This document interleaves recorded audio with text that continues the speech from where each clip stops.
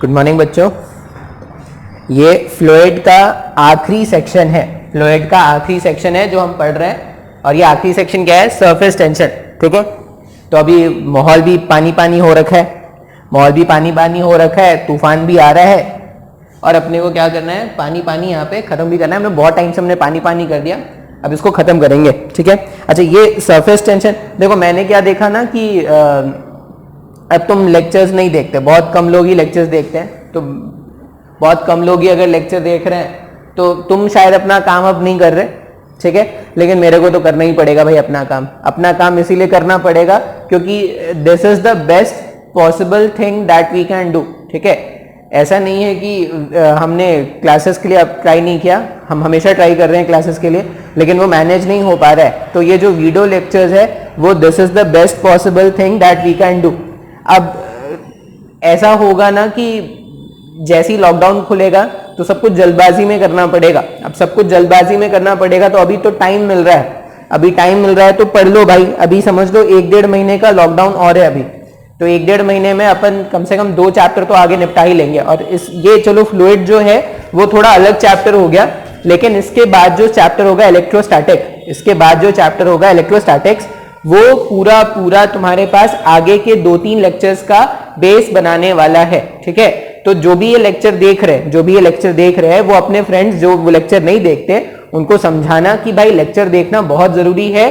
क्यों? क्योंकि ये जो लेक्चर हम पढ़ने वाले हैं अभी, ठीक है, इसके जस्ट बाद वो क्या होगा, आगे के चैप्टर्स का हमारे पास बेसिक होने वाला है। ठीक है, चलो आज तो पहले सरफेस टेंशन पढ़ लेते हैं। 2 लेक्चर में मैं इसको खत्म कर दूंगा। सरफेस टेंशन ये 2 लेक्चर का होता है। अब ये सरफेस टेंशन होता क्या है? तो सरफेस टेंशन सबसे पहले ना इसका डेफिनेशन लिख देते हैं, पहले डेफिनेशन लिख देते हैं, फिर आगे देखते हैं कैसे समझना है इसको। It is the property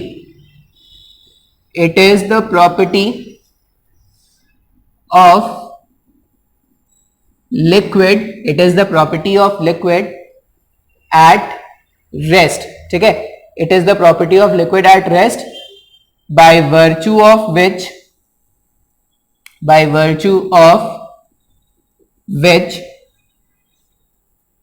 the surface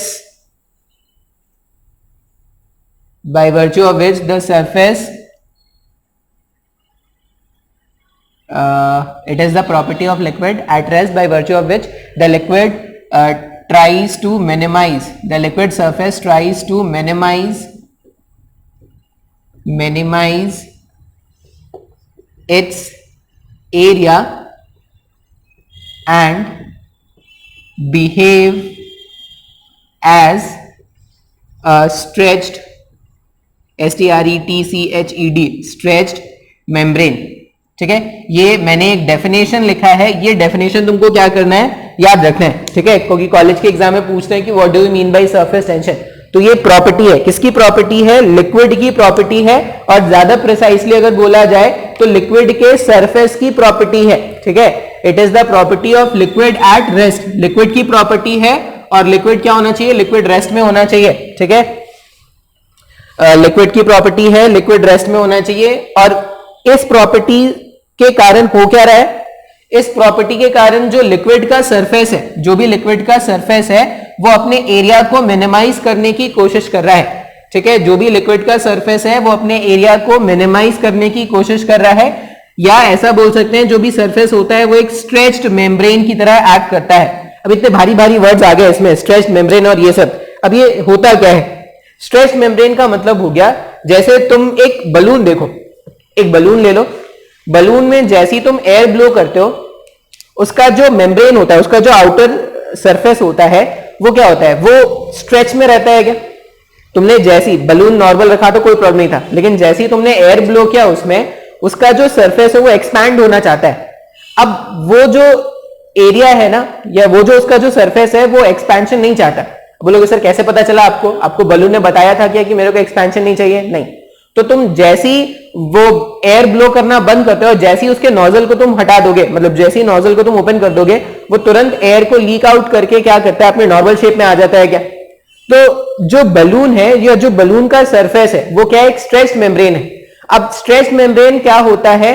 stretch membrane का मतलब ऐसा है कि एक मेम्ब्रेन है, मेम्ब्रेन मतलब एक लेयर है जो क्या है, टेंशन एक्सपीरियंस कर रहा है, मतलब मेम्ब्रेन में तनाव एक्सपीरियंस हो रहा है, तो उसी को हम क्या बोल रहे हैं? Stretch membrane. अब वाटर के सरफेस को भी हम क्या करते हैं? स्ट्रेच मेम्ब्रेन से कंपेयर करते हैं। अब बोलोगे सर कैसा? तो तुम क्या करना, मान लो तुम एक बीकर लेना, मान लो, ठीक है, एक बीकर लेना, एक्सपेरिमेंट तुम घर में भी कर सकते हो, कोई इतना मुश्किल एक्सपेरिमेंट नहीं है। तुम एक बीकर लेना, बीकर की कैपेसिटी एग्जैक्टली 1 लीटर की होनी चाहिए, ठीक है। तुम एक बीकर लेना या ऐसा कोई कंटेनर लेना जिसकी कैपेसिटी तुमको पता है, ठीक है। अच्छा, अब तुम क्या करना, मान लो एक तुमने बीकर ले लिया जिसकी कैपेसिटी 250 ml की है, तुम उसमें 250 ml वाटर डालना, ठीक है। उसके बाद तुम देखोगे ना, तो तुम और ज्यादा जब पानी डालोगे तो और ज्यादा पानी वो कंटेन कर लेगा, मतलब 250 ml तक तो क्या हो गया, उसके पूरे ब्रीम तक भर गया। उसके बाद तुम जब और डालोगे ना लिक्विड, तो उसका वो जो लिक्विड है वो ऐड होता जाता है, मतलब 250 ml अगर उसका वॉल्यूम का उसकी कैपेसिटी थी, नहीं उसकी कैपेसिटी थी, तो तुम देखना कि 250 ml तो तुमने डब डाल दिया तो वो पूरे ब्रीम तक फिल हो जाएगा। फिर तुम और जब लिक्विड डालोगे ना तो वो सरफेस बनना स्टार्ट हो जाता है और ये लिक्विड और जुड़ता जाता है, मतलब ऐसा कुछ मैं बोल रहा हूं, यहां तक तो 250 ml आ गया। उसके बाद तुम जब और लिक्विड डालोगे तो ये कुछ ऐसा स्ट्रक्चर फॉर्म करना स्टार्ट करता है, हाँ या ना? मतलब ये जो कंटेनर है वो 250 ml से ज्यादा वॉल्यूम कंटेन कर रहा है क्या? इतना ज्यादा वॉल्यूम कंटेन कर रहा है, बहुत ज्यादा नहीं होता लेकिन फिर भी थोड़ा बहुत ज्यादा होता है। अच्छा, या ये जो सरफेस टेंशन वाला है, ये सरफेस टेंशन तुमने और कहां पे देखा होगा? तुमने जब केमिस्ट्री में एक्सपेरिमेंट्स किए होंगे, केमिस्ट्री में जब एक्सपेरिमेंट्स किए होंगे, वो टाइट्रेशन वगैरह पता नहीं तुमने अभी किया है या नहीं, तो टाइट्रेशन जब करते हो तो वो जो ब्यूरेट होता है, ब्यूरेट ही बोलते हैं ना, ब्यूरेट पिपेट ऐसा कुछ होता है शायद, वो जो ब्यूरेट होता था, ब्यूरेट में आपको लोअर मेनिस्कस चेक करने को बोला जाता था। मतलब ये ब्यूरेट अगर इस तरह से है तो जो भी लिक्विड होता है वो लिक्विड आपको कुछ इस तरह से दिखता था क्या? और आपको बोला जाता था कि आपको क्या करना है, इस रीडिंग का लोअर मेनिस्कस लेना है, ऐसा कुछ बोला गया है क्या? अब ये सब सारा कुछ हम पढ़ेंगे सरफेस टेंशन के अंदर, मतलब ऐसा क्यों बोला जा रहा है कि लोअर मेनिस्कस लो, हम क्यों जो भी इसका वॉल्यूम होगा कंटेनर का उससे ज्यादा लिक्विड डाल पा रहे हैं, ये सब अपने को सारा कुछ पढ़ना है सरफेस टेंशन के अंदर। अब ये सरफेस टेंशन होता क्या है, पहले तो अगर ध्यान से सरफेस टेंशन को समझे तो पहले तो हमने क्या किया, बताया कि ये किसकी प्रॉपर्टी है, तो ये सरफेस की प्रॉपर्टी है, लिक्विड के सरफेस की प्रॉपर्टी है। ये जो अंदर में लिक्विड है, ये जो अंदर में लिक्विड है ना, उसकी प्रॉपर्टी नहीं है। सरफेस टेंशन लिक्विड सरफेस जो फॉर्म होगा, जैसे यहां पे एक लिक्विड का सरफेस फॉर्म हो रहा है ना, वो जो एरिया फॉर्म हो रहा है उसकी प्रॉपर्टी है। अच्छा, अब कैसी प्रॉपर्टी है? सरफेस टेंशन लिक्विड के सरफेस की ऐसी प्रॉपर्टी है जो अपने सरफेस एरिया को मिनिमाइज करना चाहती है, सरफेस एरिया को मिनिमाइज करना चाहती है, या वो एक स्ट्रेच्ड मेम्ब्रेन की तरह बिहेव करती है, हम ऐसा बोल सकते हैं। अब स्ट्रेच्ड मेम्ब्रेन का मतलब क्या है? जैसे एक जो इन्फ्लेटेड बलून होता है वो हमेशा अपने एरिया को मिनिमाइज करने की कोशिश करता है, उसके जो सरफेस होते हैं वो हमेशा कॉन्ट्रैक्ट करने की टेंडेंसी रखते हैं। अब अगर वो हमेशा कॉन्ट्रैक्ट करने की टेंडेंसी रख रहे हैं, इसका मतलब क्या है? वो एक टेंशन एक्सपीरियंस कर रहे हैं सरफेस में, पूरे सरफेस में एक टेंशन फोर्स है जिसके कारण वो क्या कर रहे हैं, वो तनाव, वो खिंचाव वो एक्सपीरियंस कर रहे हैं। इसी तरह से हमारा लिक्विड का सरफेस भी बिहेव करेगा, जिसको हम क्या बोलेंगे? Surface tension. मतलब लिक्विड का सरफेस भी स्ट्रेच्ड मेम्ब्रेन की तरह बिहेव करेगा, इसका मतलब क्या है? उसके सरफेस में भी एक टेंशन जनरेट होगा, एक तनाव जनरेट होगा, उसी को हम क्या बोलने वाले हैं? Surface tension. और जैसा नाम है सरफेस टेंशन, मतलब सरफेस में टेंशन। अगर तुम इसका संधि विच्छेद करोगे सरफेस टेंशन, तो सरफेस में टेंशन, जिसको हम क्या करने वाले हैं? पढ़ने वाले हैं, ठीक है। अच्छा, ये तो हो गया डेफिनेशन, लेकिन ये जो डेफिनेशन है ना, उससे कोई क्लियर आइडिया अभी तक अपने को सरफेस टेंशन का नहीं मिला होगा, लेकिन ये डेफिनेशन अपने को क्या करना है? याद रखना है, ठीक है। एक तो ये इनका डस्टर ऐसा होता है ना, एक बार डस्टिंग करो और पूरा व्हाइट बोर्ड खराब हो जाता है। कितना ड्राई, इतना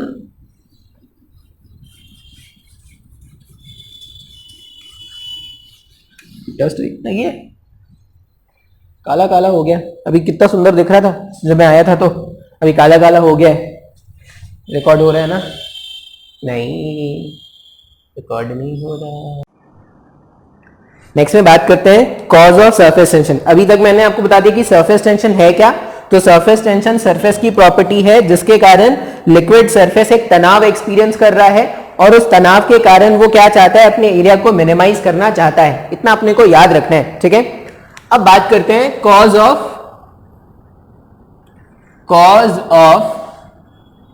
सरफेस टेंशन। ये सरफेस टेंशन क्यों है इसके बारे में बात करते हैं। कॉज ऑफ सरफेस टेंशन, ऐसा मान लो कि ऐसा एक लिक्विड का प्रोफाइल है, लिक्विड है मतलब, ठीक है, उसको अपन फ्रंट व्यू उसका देख रहे हैं। अब लिक्विड का एक मॉलिक्यूल में अज्यूम करो, ठीक है, जो लिक्विड था उसका एक मॉलिक्यूल में अज्यूम करो। मान लो मॉलिक्यूल का नाम मैंने रखा ए, जो मॉलिक्यूल है उसका नाम क्या है, ए। अब ये जो मॉलिक्यूल है इसके आसपास भी मॉलिक्यूल्स होंगे क्या?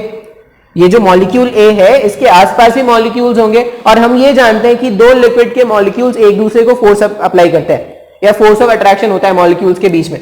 तो ये जो मॉलिक्यूल्स है उसको फोर्स यहां से भी मिलने वाला है, यहां से भी मिलने वाला है, यहां से भी, यहां से भी, यहां से भी, यहां से भी, यहां से भी, यहां से भी। और ऐसा बोल सकते हैं कि जितना डायरेक्शन पॉसिबल होगा उन सारे डायरेक्शन में लिक्विड ए जो होगा, ये जो मॉलिक्यूल ए है वो फोर्स एक्सपीरियंस करेगा। अच्छा, अब अगर आप इस डायग्राम को देखोगे तो net force experience by molecule A, net force experience by molecule A क्या हो जाएगा, जीरो हो जाएगा। वेक्टर नहीं लिखते, डायरेक्शन सिर्फ मैग्नीट्यूड के बारे में बात कर रहे हैं। Net force experienced bye molecule ए जीरो हो जाएगा क्या? अच्छा, अब अगर मैं पॉइंट ए को सरफेस पे नहीं लेके, मतलब पॉइंट ए को ये जो बॉटम है वहां पे नहीं लेके, अगर मैं सरफेस पे इमेजिन करूं, मान लो ये पॉइंट बी है।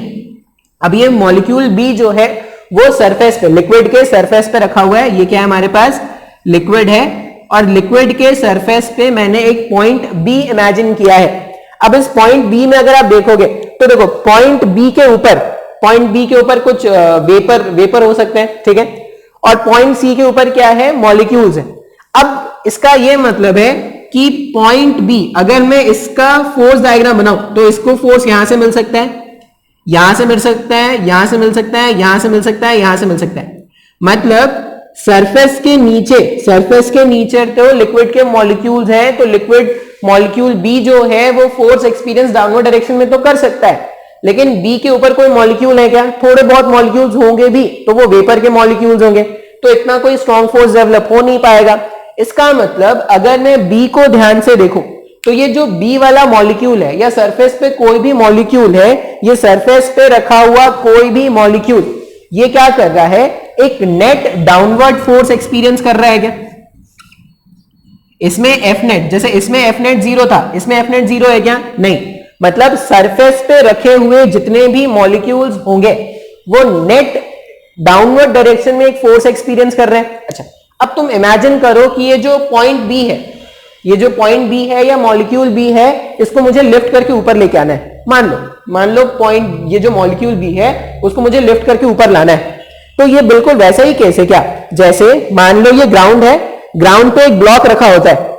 ग्राउंड पे ब्लॉक अगर ऐसे रखा है तो खुद ब खुद ऊपर चला जाता था क्या? नहीं। खुद ब खुद ऊपर क्यों नहीं जा सकता था? क्योंकि ग्रेविटी ने इसको नीचे होल्ड करके रखा है।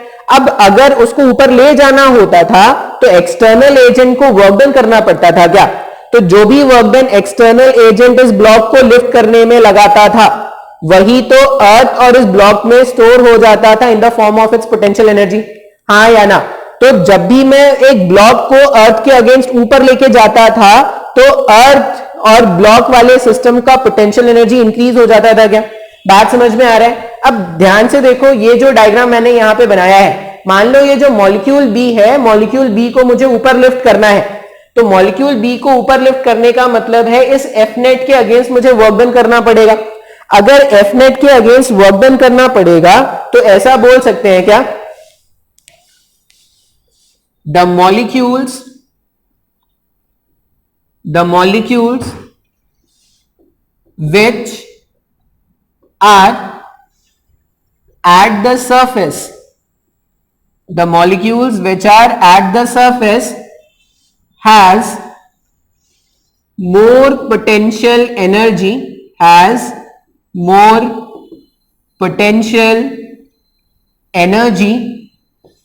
as compared as compared to the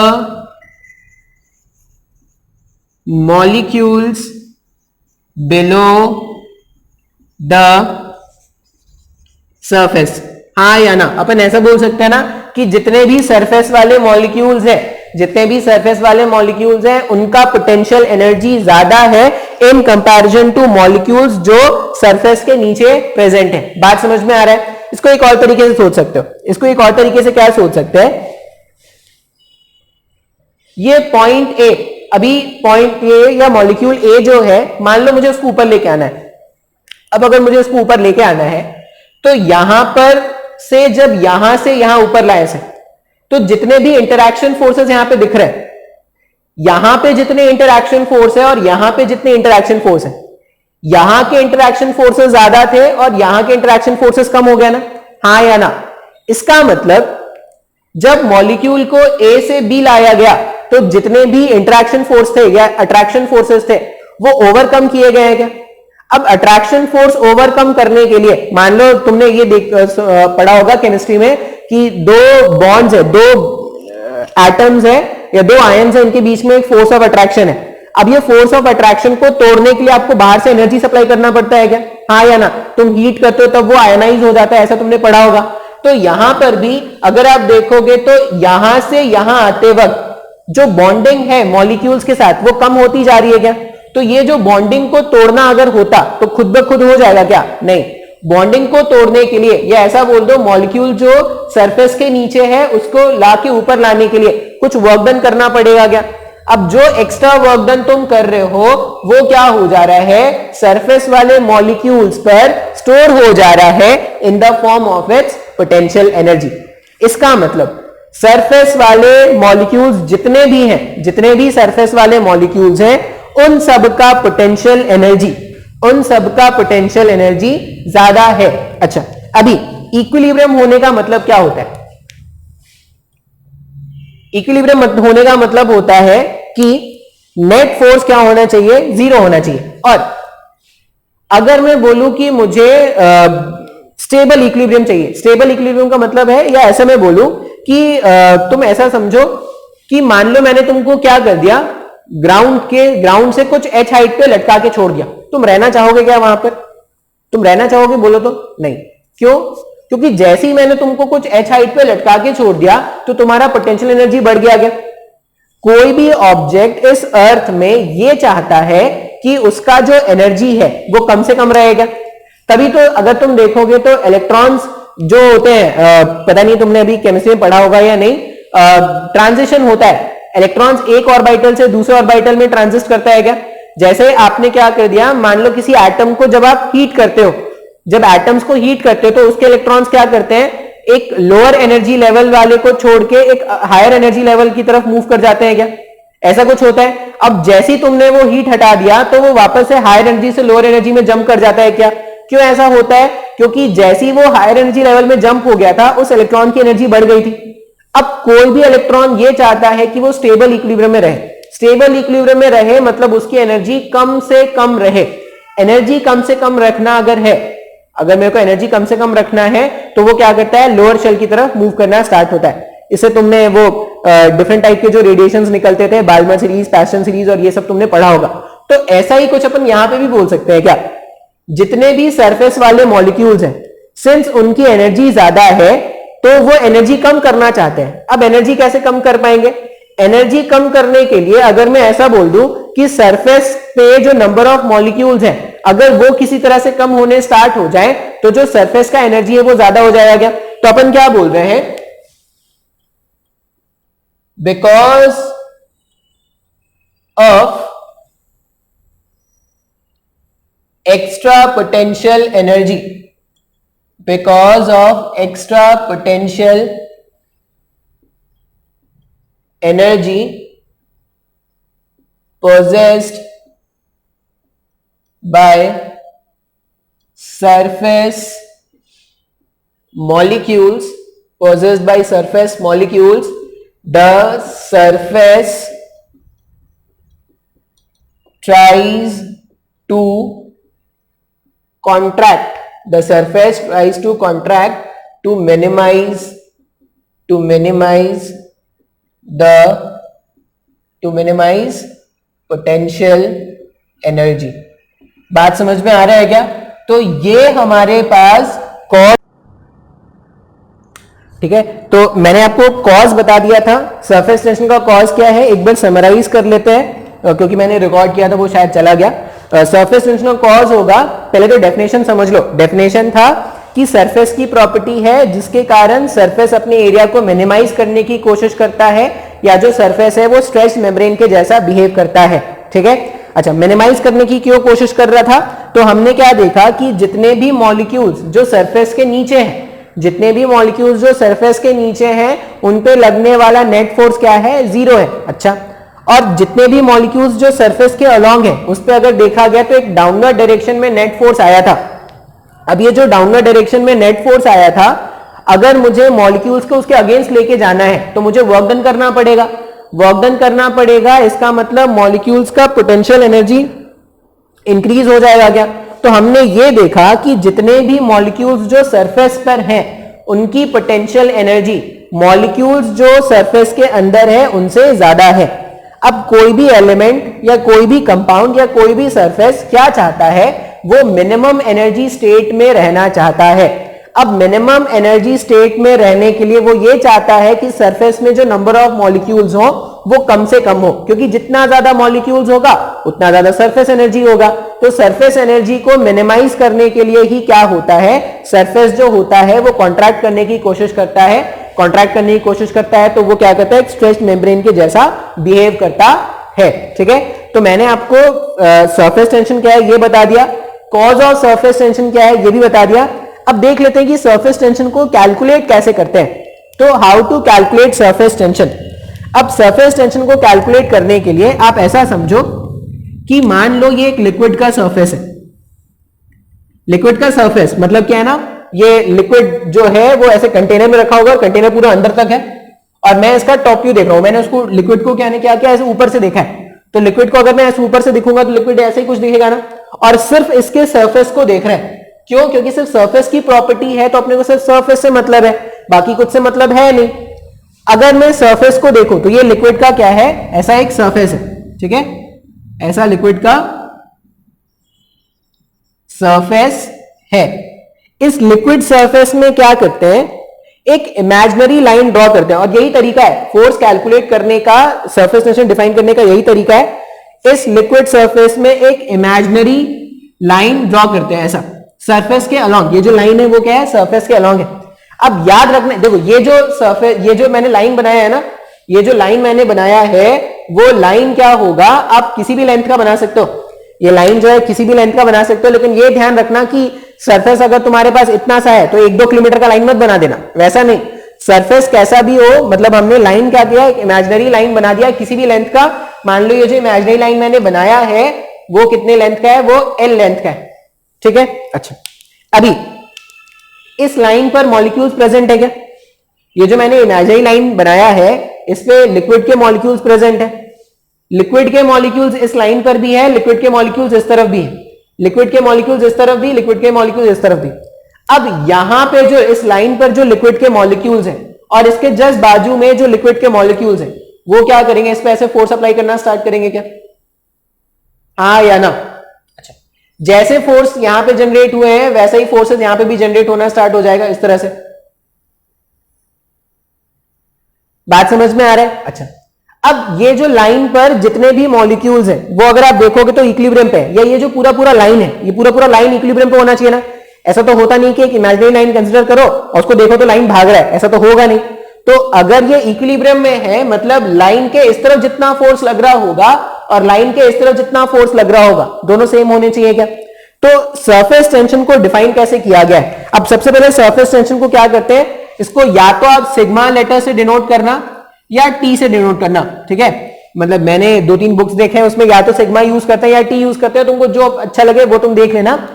तो सिग्मा या टी अपन सरफेस टेंशन को बोलेंगे। अब कैसे डिफाइन करना है? तो ये जो भी फोर्स है यहां पर either side of the line, line के ईदर साइड में जो भी नेट फोर्स जनरेट हुआ है, जो भी नेट फोर्स जनरेट हुआ है उसको डिवाइड कर दो length of the line assume से।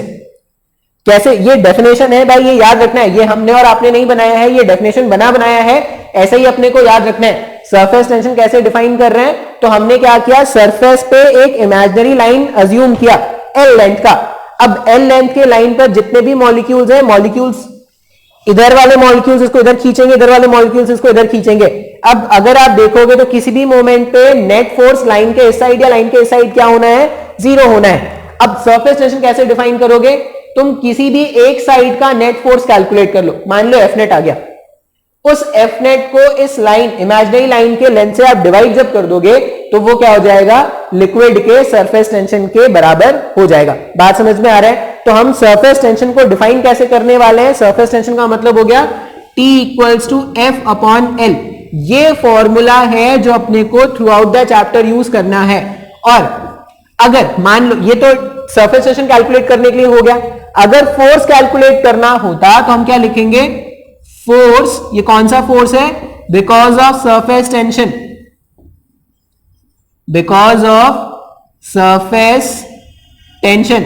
सरफेस टेंशन के कारण जो फोर्स जनरेट होगा, सरफेस टेंशन के कारण जो फोर्स जनरेट होगा वो surface tension of the liquid into L के बराबर होगा। बात समझ में आ रहा है? हाँ या ना? अब देखो जितना बड़ा तुम इमेजिनरी लेंथ कंसीडर करते फोर्स उतना ज्यादा जनरेट होता गया। और ये जो सरफेस टेंशन, ये तो प्रॉपर्टी है, सरफेस टेंशन यूजुअली क्या होता है? कांस्टेंट होता है। अगर एक पर्टिकुलर टेम्परेचर के बारे में बात किया जाए, for a particular temperature of liquid, for a particular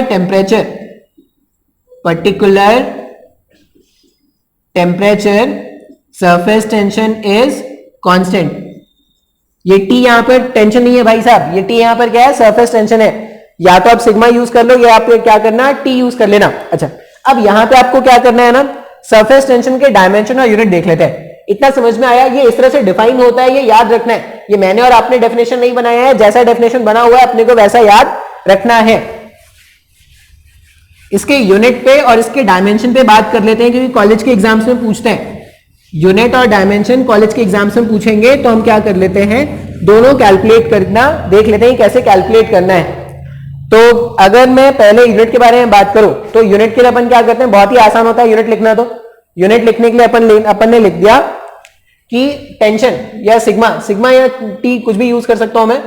तो सिग्मा इक्वल्स टू फोर्स पर यूनिट लेंथ, ऐसा कुछ आया था क्या? अगर मुझे इसका डायमेंशन कैलकुलेट करना है तो डायमेंशन क्या लिखेंगे? फोर्स का डायमेंशन था M L T minus two divided by length का डायमेंशन एल से एल गायब कर दो, तो सिग्मा का डायमेंशन जो होता है वो होता है एम टी माइनस टू। और इसका अगर मैं यूनिट के बारे में बात करूं तो सिग्मा का यूनिट इन सीजीएस यूनिट या सीजीएस सिस्टम में अगर इसका यूनिट देखेंगे तो फोर्स के लिए अपन यूज करते हैं डाइन, फोर्स के लिए यूज करते हैं डाइन, और लेंथ के लिए अपन क्या यूज करते हैं? सेंटीमीटर। तो डाइन पर सेंटीमीटर। उसी तरह सिग्मा अगर मेरे को ऐसा यूनिट में चाहिए होता तो न्यूटन पर मीटर। ये अपने को यूनिट यूज करना है और ये अपने को क्या करना है? डायमेंशन यूज करना है। तो ये सब तुमको कैलकुलेट करना आता है, तुम्हारे लिए कोई बड़ी बात नहीं है। अच्छा, अब कुछ इंपॉर्टेंट पॉइंट्स है यहां पर सरफेस टेंशन के रिगार्डिंग वो अपने को क्या करना है? याद रखना है। तो आप चाहो इतना पहले लिख लो, फिर कुछ इंपॉर्टेंट पॉइंट्स में बताऊंगा, वो आपको क्या करना है? अपने कॉपी में नोट डाउन रखना है एग्जांपल्स के साथ। पहला, अगर मैं बताऊं, ये जो सरफेस टेंशन है वो टेम्परेचर डिपेंडेंट है। सरफेस टेंशन जो होता है लिक्विड का, सरफेस टेंशन लिक्विड का जो होगा वो टेम्परेचर डिपेंडेंट है। ये नोट 1 है, ठीक है? नोट 1 है। सरफेस टेंशन जो है वो क्या है? सिग्मा ही ले लो यार, टी तो कंफ्यूजन हो जाएगा। सिग्मा जो है वो इनवर्सली प्रोपोर्शनल है टेम्परेचर का। इसका मतलब तुमने जितना ज्यादा टेम्परेचर किया, तुमने ये टी स्टैंड्स फॉर टेम्परेचर है, तुमने जितना ज्यादा टेम्परेचर किया उसका सरफेस टेंशन उतना ही कम हो जाएगा। सरफेस टेंशन कम होने का मतलब होगा कि वो फैलना स्टार्ट करेगा। जैसे सरफेस टेंशन अगर ज्यादा है तो अपने एरिया को कॉन्ट्रैक्ट करने की कोशिश कर रहा है क्या? सरफेस टेंशन अगर ज्यादा है तो अपने एरिया को कॉन्ट्रैक्ट करने की कोशिश कर रहा था। अगर सरफेस टेंशन कम हुआ तो वो फैलना स्टार्ट कर जाएगा क्या? अच्छा, अब ये जो प्रॉपर्टी है ना, ये sigma is inversely proportional to temperature, ये खाने में यूज होता है। जब भी हम खाना खाते हैं तो गर्म खाना खाना जो गर्म फूड होता है वो खाना ज्यादा पसंद करते हैं। क्यों? क्योंकि जब खाना गर्म है तो उसमें यूज होने वाला ऑयल या उसमें यूज होने वाला वाटर, ये जो भी है वो क्या होगा, उसकी सरफेस टेंशन, टेम्परेचर ज्यादा है, खाना गर्म मतलब टेम्परेचर ज्यादा है, टेम्परेचर ज्यादा है इसका मतलब उसका सरफेस टेंशन कम है। अगर सरफेस टेंशन कम है तो वो फैल सकता है क्या? अब वो जो फैलेगा तो वो क्या करेगा, तुम्हारे जो टंग होते हैं, टंग में जितने भी टेस्ट बर्ड्स होंगे उसको सबको प्रॉपरली वो फैल जाएगा सब जगह। अब जितना ज्यादा वो फैलेगा उतना ज्यादा तुम्हें खाने का टेस्ट आता है। बात समझ में आ रहा है? तो इसीलिए गर्मा गर्म खाना खाया जाता है। देखो कितना ज्ञान की बात है, आज तक अपने को नहीं पता था कि गर्मा गर्म खाना क्यों खा रहे हैं सर। गर्मा गर्म खाना इसीलिए अच्छा लगता है क्योंकि ये सब जो पॉइंट है ना वो सोसाइटी में अपना लेवल बढ़ाने के लिए होता है भाई, ये सब तुमको नहीं बताएंगे। जो गर्मा गर्म खाना जब खाते हो तो क्या होता है, सरफेस टेंशन कम हो जाता है टेम्परेचर ज्यादा होने के कारण। सरफेस टेंशन कम होने से क्या हो गया, वो जो खाना है या वो जो लिक्विड है या जो ऑयल है जो खाने में यूज हुआ है वो अच्छी तरह से फैल जाता है। तो टंग में जब वो प्रॉपरली फैल जाता है, सारे टेस्ट बर्ड्स को हिट करता है, सारे टेस्ट बर्ड्स को हिट करता है तो खाना क्या होता है, टेस्टी लगता है। अच्छा, अब अगर टेम्परेचर कम होता है, खाना ठंडा है, तो उसका सरफेस टेंशन बढ़ गया, सरफेस टेंशन बढ़ गया तो वो फैल नहीं पा रहा है, तो वो सारे टेस्ट बर्ड्स को हिट नहीं कर पा रहा है, इसलिए उस समय क्या होता है, खाना इतना अच्छा नहीं लगता। ठीक है, अच्छा ये हो गया नोट 1। सरफेस टेंशन जो होगा वो है इनवर्सली प्रोपोर्शनल टू टेम्परेचर। एक और नोट आपको याद रखना है, surface tension of a liquid, surface tension of a liquid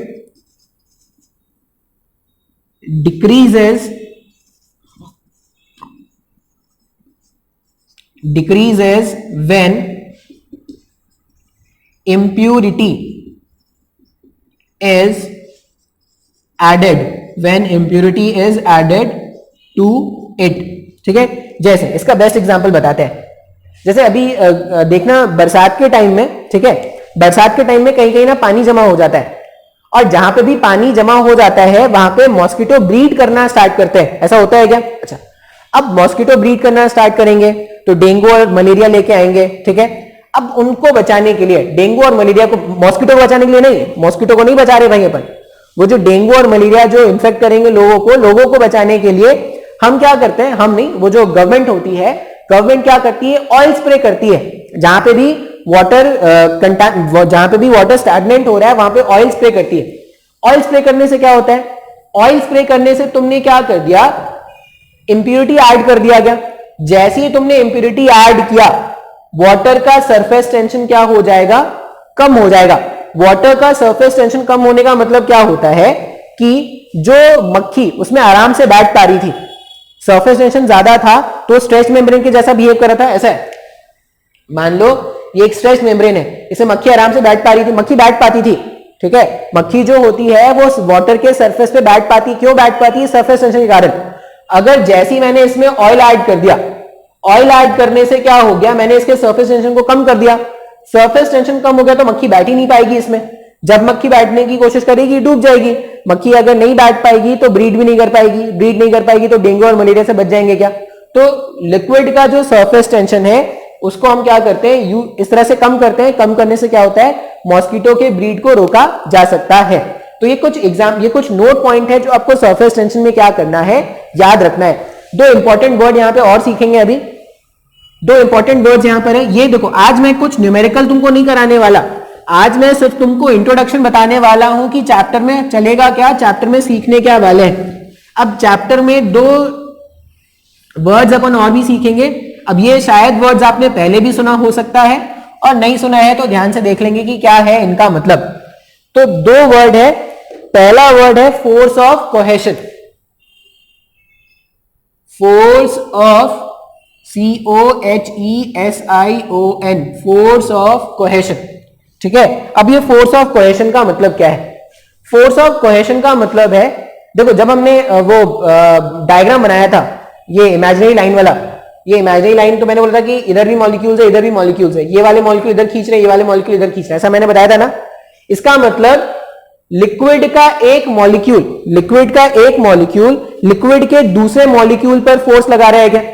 इस तरह के फोर्स को अपन क्या बोलते हैं? Force of cohesion. Force of cohesion का मतलब हो गया force between same type of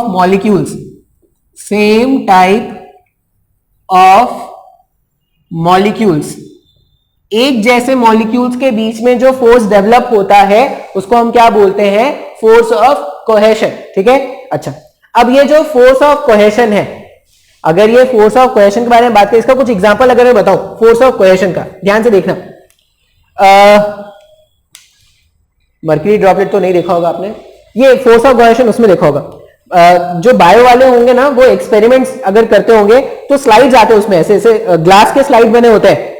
microscope में, टेलीस्कोप में जब आप एनालाइज करते हो तो स्लाइड रखना होता है।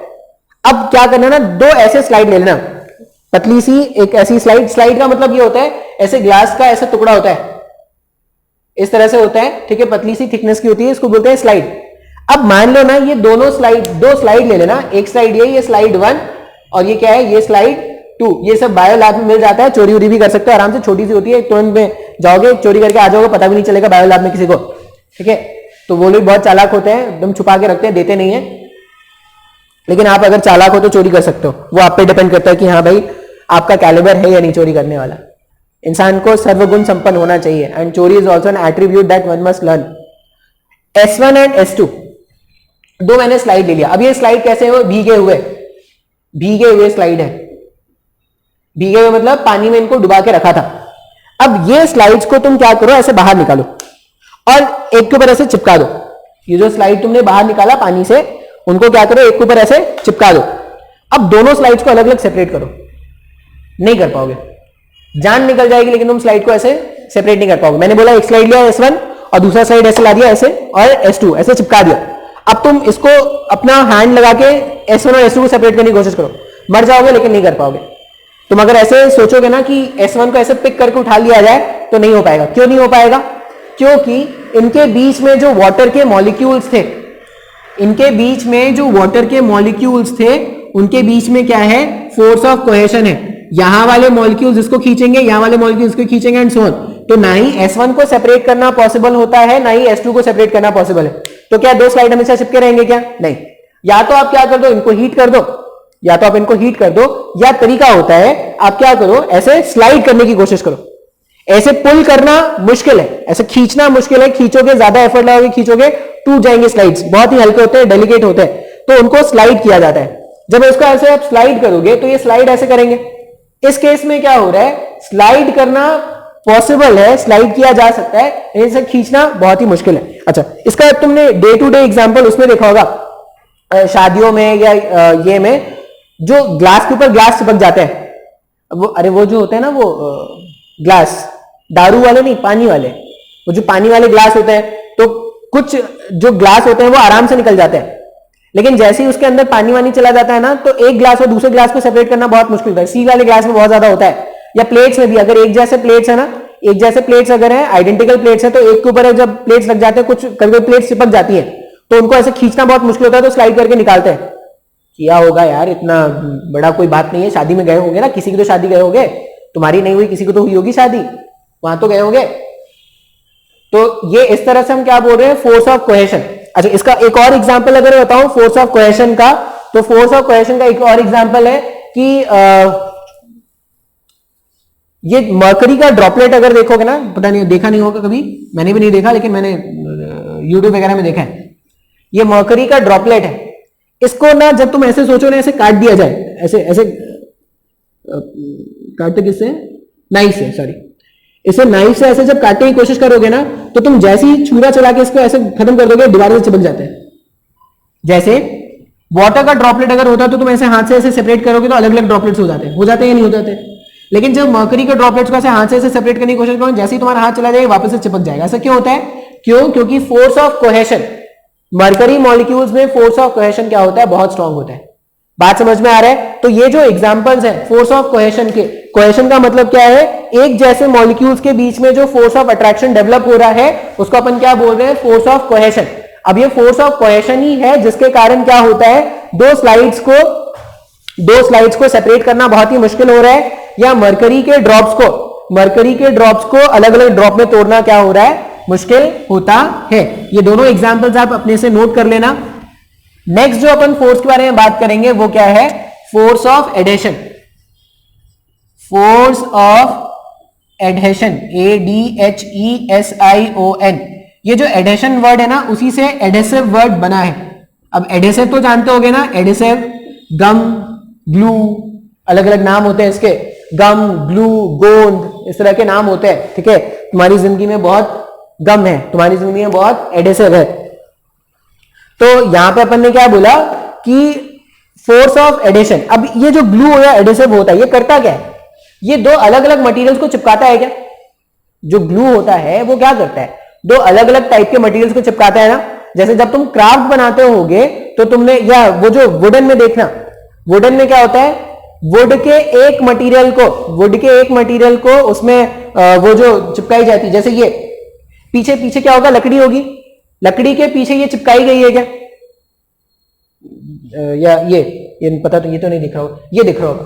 जैसे ये माइका का लेयर होता है क्या, एलिमेंट होता है, एक्रिलिक होता है, माइका होता है, अलग अलग लेयर होता है। तो ये जो लेयर हो, ये वुड के ऊपर चिपकाया गया ना। अब वुड एक अलग मटेरियल है और ये जो अलग सा दिख रहा है वो एक अलग मटेरियल है। तो ये दोनों अलग अलग मटेरियल को साथ में अगर चिपकाना होता तो एडिसिव फोर्स, या एक ग्लू लगाते हैं क्या, एक एडिसिव लगाते हैं। तो एडिसिव या एडिशन फोर्सेस का मतलब होता है force between different type of molecules. Force between different type of molecules को हम क्या बोल रहे हैं, एडिसिव फोर्स। इसका एग्जांपल एक बहुत ही कॉमन सा एग्जांपल है, ग्लास का बीकर लेना, पानी डाल देना, ग्लास का बीकर लेना, पानी डाल देना, पानी को हटा देना, पूरा का पूरा पानी बाहर चला गया क्या, नहीं। देखना कुछ ना कुछ पानी का ड्रॉपलेट वहां पे चिपका हुआ रह जाता है। वो जब एक्सपेरिमेंट करना सिखाते हैं तो वो एक ब्रश देते हैं, test tube cleaner, test tube को पहले क्लीन करते हो ना, पानी निकालते हो ना एक्स्ट्रा, उसमें वार्म वाटर से रिंस करते हैं पहले उसको, फिर जैसे ही वार्म वाटर हटाते हो तो पूरा पूरा वार्म वाटर चला जाता है क्या, नहीं, कुछ ना कुछ वार्म वाटर रह जाता है, उसको टेस्ट ट्यूब क्लीनर से साफ करते हैं, हटाते हैं। तो अपन ने क्या बोला कि force between different type of molecules, तो वाटर मॉलिक्यूल और ग्लास मॉलिक्यूल के बीच में जो फोर्स ऑफ अट्रैक्शन होगा उसी को क्या बोलेंगे, एडिसिव फोर्स। बात समझ में आ रहा है। तो हमने क्या किया, आज के लेक्चर में कुछ डेफिनेशंस देखा है और सरफेस टेंशन का इंट्रोडक्शन देखा है। मैंने कोई मैथमेटिकल कैलकुलेशन नहीं बताया, मैंने कोई किसी भी तरह का फॉर्म नहीं, एक फॉर्मूला तुमको बताया, एक फॉर्मूला बताया है, लेकिन मेजरली मैंने तुमको क्या किया है, आज चैप्टर का बस इंट्रोडक्शन दिया है। तो मुझे लगता है 2 लेक्चर और लगेंगे, छोटे छोटे 2 लेक्चर्स और लगेंगे, जिसमें ये क्या हो जाएगा, चैप्टर कंप्लीट हो जाएगा। अब तुम जो विस्कोसिटी वाला जो चैप्टर है ना, उसके प्रॉब्लम सॉल्व करो। तुम प्रॉब्लम्स नहीं सॉल्व करोगे ना, बहुत दिक्कत होने वाली है। देखो मैंने पहले ही बताया था ना कि ये बेस्ट पॉसिबल तरीका है जो तुमको एंगेज रखा जा सकता है।